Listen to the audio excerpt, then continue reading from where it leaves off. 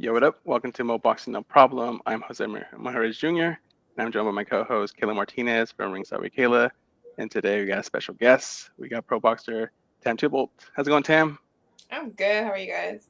Doing good. Thank you so much again for joining us. Yeah, no problem. First interview we got for you. I'm sure you get asked this all the time, and it's what age did you start boxing and what got you into boxing?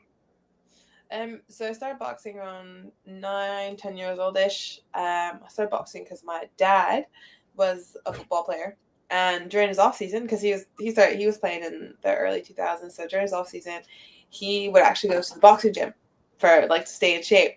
And so it was just kind of like a moment where I had my dad because he was a professional athlete, and like we didn't really get that much time together. Like being a professional athlete myself now, and knowing like all it takes, it's it's a lot. So I can't even imagine with like 4 kids. So yeah, that's how I got into it.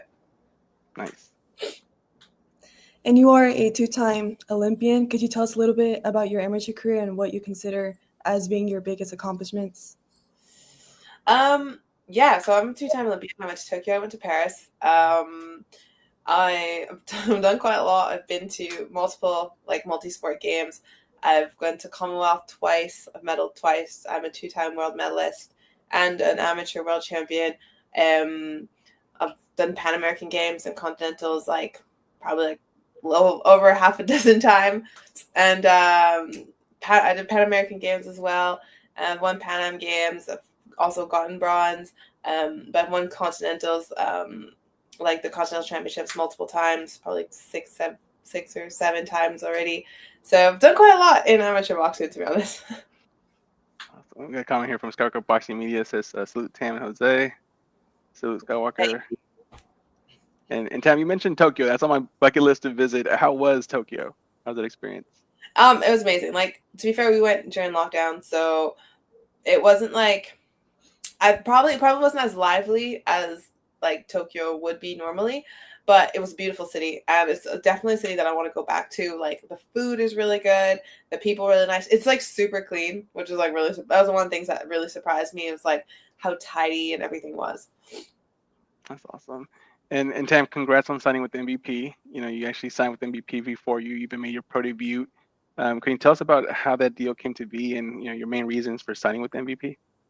I would say basically that I was looking for a promotional company that would like that align with my values, right? And so MVP was a really good fit at the time. Like I was buzzing. Like they were doing really well for women's professional boxing, and we had the same values, we had the same goals, and I just feel like everything was aligned. So like my team and I made the call. We were in touch for a while, and like just like all business goes, you talk, you get to know each other, and then when things were said and done, like it just made sense really for my career.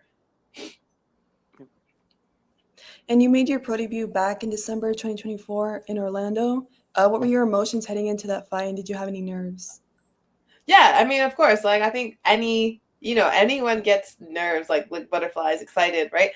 I think it's what makes the sport so special. It's like because it's not you're not going in there, you're not going there just to like play a game. It's like oh, win, lose, whatever, it's fine. Especially like as a professional boxer, like like your record matters and how you perform matters, right? So you can't really when you have an off day, it's the price is high, right? So of course I had nerves, but I was really excited mostly because I've done a lot as an amateur, but it was nice to to change the challenge a little bit to see what it was because I'd never experienced it before. And speaking of experiences, your upcoming fight is scheduled for July 11th. It's at Madison Square Garden on the Taylor Serrano 3 undercard. What does it mean to you to be fighting in such an iconic venue and what's going to be a historic fight card for women's boxing? I'm actually really excited. I mean, to be honest, like, um, I never anticipated boxing would like. I didn't know where it would take me, right? And so, like, we're here now, and I'm just like, okay, like, third fight, you're fighting Madison Square Garden under Amanda and Katie, and I'm just like, all right, cool. Like, and that sounds crazy, but like, I try to normalize these things to kind of keep my 2 feet on the ground. As amazing and as iconic as this is, like, at the end of the day, right? I've got a job to do, so I put my head down, I put the work in, and I focus on my performance because, like, I think there's a moment just to be grateful, but like, oh, damn, like this is what I'm doing.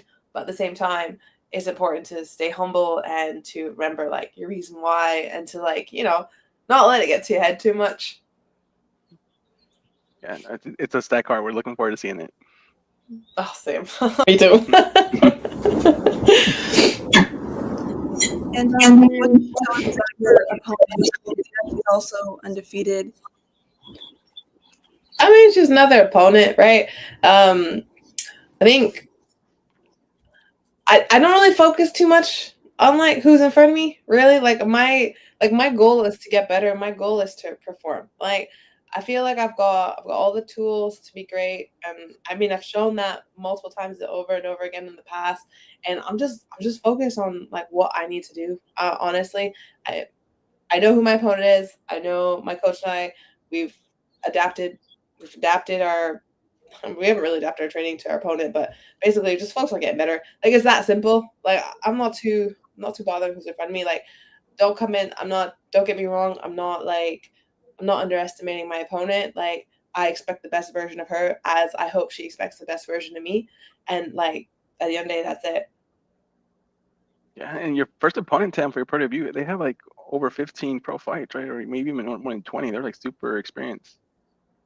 Yeah. And you did what you had to do. You got the W. Well, exactly, and that's not like Uh, I didn't overthink it. Didn't like it was my first experience, and just like at the end of the day, it's me versus me. Like, yes, there's an opponent in front of me, and yes, like obviously, like you need to know what you're walking into, but like I have all the tools, and I also have the work ethic to get where I need to get to, no matter who's in front of me. well said. And then Tam, you've been, pioneer when it comes to fighting 3 minute rounds in your career. And your first two fights have been 3 minute rounds. How has it been fighting, those 3 minute rounds? And is this fight also going to be fought with 3 minute rounds? Yeah, so I mean, okay, I've been fighting 3-minute rounds since 2017. So for quite some time now. So fighting 3-minute rounds versus two, like honestly, like it's not a huge difference other than the fact that there's more rounds. Now I'm fighting 8 threes, so that's a first. I feel like every step is like a new challenge for different reasons. But like we're fighting 8 threes, which I'm pretty excited about. We've prepared for it. But also it'll be I'm curious to see like how it's actually going to be and feel in the ring, right? It's not many people have done it before, so though if I think Amanda's the only one that's done it before, like if I'm not mistaken. So it's just like we're gonna find out when we get there. Yeah, exactly. And speaking of rounds, you debuted it in a 4-rounder, and then your second fight was a 6-rounder. Your third fight was an 8-rounder. Tell us about your stamina and conditioning, and those your stamina and conditioning with the rising of those rounds in each fight. I feel like, well, so I mean, it's good. Like, I don't know what else to tell you. Like, I prepared for it. You know what I mean? Like, I didn't go in there thinking, like, I was just going to be easy and going to get out in the first round. Like, I go in there prepared to do the full rounds. If it happens, it happens. If it doesn't, well, I mean, like, yay. But I would say good. Like, I'm fully prepared. Like, honestly, like, I trained for those 8 rounds, not just half the fight, not just 4 rounds, not just six, not just I trained for the full 8. It was tough. I'm I'm tired. It's been a long camp, to say the least, but it's been a good camp, and I definitely feel like I'm exactly where I need to be. And the trend continues, Tam. We'll probably see you in a 10 rounder for your next fight. I don't know. We'll see what happens. I'm here right now, so I feel like we'll see what happens when it happens. But for now, I'm like doing 8 threes, and like that's where I'm at. If a 10 rounder comes, then good. If it doesn't, then we'll see. We'll Right. see. I'm not too fussed about it. Exactly, exactly. And you've been moving fast in the pro ranks. You're already ranked by all organizational bodies. You're number 4 WBA, number 4 WBO, number 5 IBF, and then number 8 by WBC. Do you see yourself fighting for a world title within like the next 18 months? I mean, we'll see, right? Again, I know this is gonna sound really boring, but like I'm very much so like focused on like what's straight ahead of me, right? And right now, this is huge. Like this, yeah, maybe I'll fight for a world title, maybe I won't. Like we'll find out once I get this one out of the way, then I get this one out of the way, and then we'll see how this performance goes, and then we're gonna move at the pace we need to move at. I know it's like, and let's be real, like there's not that many people in my category, right? It's like I'm in a category where there's, there's not 200. There's not 200 boxers, so inevitably it's going to move faster than any other weight class. But we'll see when we get there. Fair enough. And do you have a dream opponent in mind for the future? No, I genuinely don't. I love what I do, and whoever's in front of me is in front of me. Like women's boxing, especially, it moves so fast, right?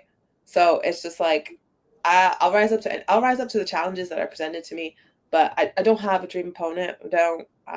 It's not something I've thought of. It's when I get in the when I go to the gym, when I'm boxing, it's not.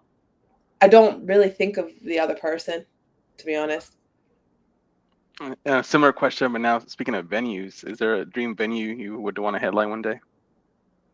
I love to box at home. I love to box like in Montreal or even in my hometown in Shawinigan.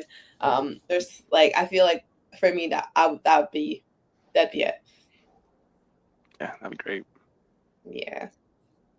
And who's the hardest puncher you've been in the ring with, either in sparring or in a pro fight?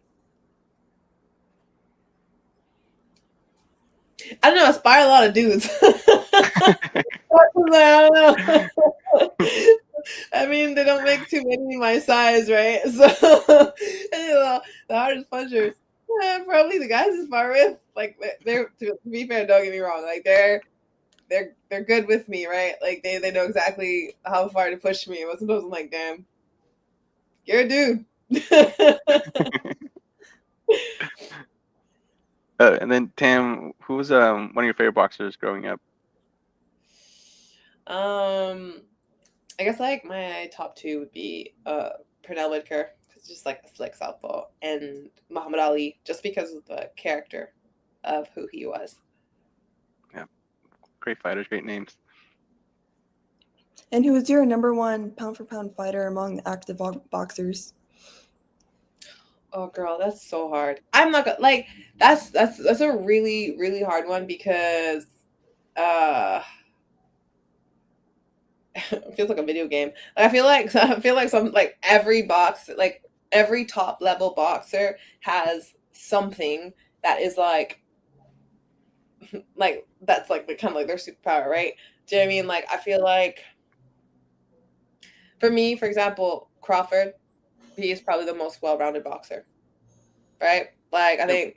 think for me, he's definitely up there, and he's just showed up every time. So I think from like personally, I think that's right now, and based on the performances. But I mean, the margin between the great and are so small, right? Between Dimitri Bivol, also exceptional, but for his own reasons. Usyk, also exceptional for his own, for their own reasons, like to dominate in the weight in a super heavyweight and just like coming up and just being such a tactician. Like Dimitri Bivol's composure and relentlessness, also incredible. So those are probably like right now some of my favorites to watch, I would say. But like there's so many great boxers out there and through so many generations, it's really hard to pick. Yeah, I think all those names you mentioned are definitely up in the running, and depending on the performance, you can flip flop them. And then, what do you like to do outside of boxing, Tam? What are some of your interests and hobbies? Well, I don't have that many hobbies because I keep myself quite busy. I tend to take on a lot more than I could do for the most part. So I spend most of my time just either with the dog or doing uni work. Yay. Yeah. Maybe it might change in the next couple of months.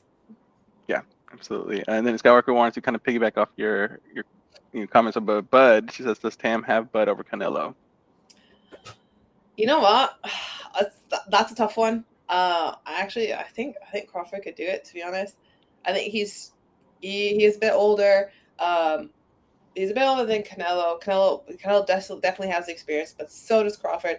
But I do think that Crawford is just a much more well-rounded boxers in terms of skill. Just more complete because I feel like he's just one of the most complete boxers. But then, if if the best version of Canelo shows up, like, he's dangerous, right? So, and he's got the size, and he's experienced with handling, bigger guys. So it really depends on who shows up on the night. Agreed. And what do your Canadian roots mean to you? Oh, that's such a nice question. um, so I'm French Canadian. So I'm not just Canadian, I'm French Canadian. And like, for me, I come from like a really small, like, French town, and I feel very proud. Do you know what I mean? Like, in terms of, like, my heritage and my culture, at least like half of it, I guess part of it. Um and it's just so nice to be able to represent that on such a big stage. And now living in Sheffield, yeah, I'm very far away and stuff, but it kind of puts things in perspective, and thinking, yeah, I'm from a small place, I'm from a small French place. And if I can represent that well, then I've, done my job, and very proud. Absolutely. And Tam, what's the best piece of advice you would give someone that's thinking about turning pro and making a career out of boxing? Have fun. Like, honestly, like, it's too much of a hard sport for you not to enjoy. Like, if you're not having fun, and if you don't enjoy the company, then it's not worth it. Absolutely. And then Scout wants to pick your brain again. That says, what are your thoughts of Mbili and his recent victory? I was asleep, so I didn't watch it. Yeah, it was super early. I live in the UK, so I didn't watch it. I only watched some of the highlights. All I can say is that he's an incredible athlete. Like, he's something else. Like, he's good. He's making the ranks up, on his way up. He's an incredible athlete. Unfortunately, I didn't watch his last performance because I was asleep, because I live in the UK. Yeah, no, he says first round knockout, so definitely was impressive. I think that was a common opponent with Diego Pacheco as well, so quite the statement. Yeah, powerful athlete, very, very explosive, very powerful, and relentless. I'll tell you that much. And lastly, do you have any message for your fans and supporters? Just tune into the fight. Like, I don't know what else to tell you. Like, this is gonna be iconic. It's gonna be great. Like, not just for me, but for everyone who's on that card. Like, we've got some amazing athletes, and we've got this incredible platform, and we're here to show the world, like, it's entertaining, and like we can do so much, right? So tune in for the fight on July 11th, and you're not gonna regret it. And July 11th, it's gonna be quite the show. I've read on Twitter someone kind of compared it to Turkey Al-Sheikh and the big cars he does in Saudi Arabia. So it's gonna be big. It's hype. It's gonna be Madison Square Garden, New York. Tune in on Netflix, July 11th. And Tam, thank you so much for the interview. It was a pleasure to talk boxing, and we look forward to seeing you live on Netflix. Thanks, you guys. I will talk to you guys soon. Yeah. I'll talk to you later. All right, take care. Bye. Take care. Bye. Bye.